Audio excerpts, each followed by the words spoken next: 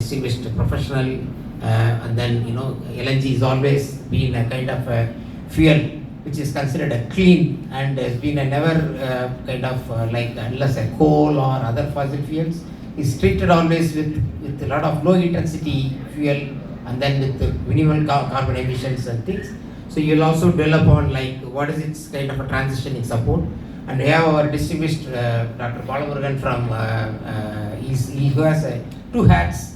One as Institution of Engineers Hunter Secretary, wherein he reaches out to a big community of engineers. Incidentally, I am also a fellow Institution of Engineers.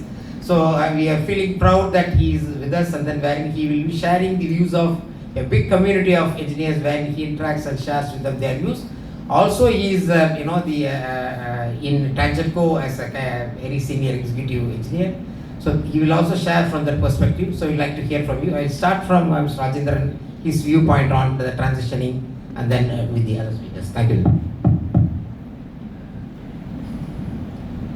So Tamil Nadu, if you actually see, Tamil Nadu has been a leader in the renewable energy space.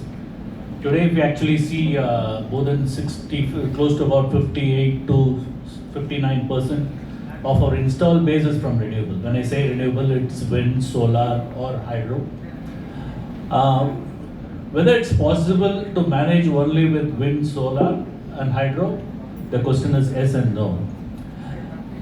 We have an installed base of about 10 gigawatts of wind approximately and 10 gigawatts of solar. And if you actually see the potential, what potential Tamil Nadu has, Tamil Nadu has a wind potential of about 95 gigawatts at 150 meter height, and solar potential alone is about close to about 129 gigawatts. So a lot of potential is available.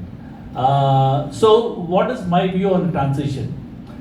Transition, actually I was just going through the countries, right? What is the goal of Tamil Nadu government? Tamil Nadu government wants to have 50% of their power consumption coming from renewable sources by 2030. So I'm just checking the countries in the world where the power what they consume is more than 50% from the renewable source. There are a lot of companies which have already done. If I can just give you some data.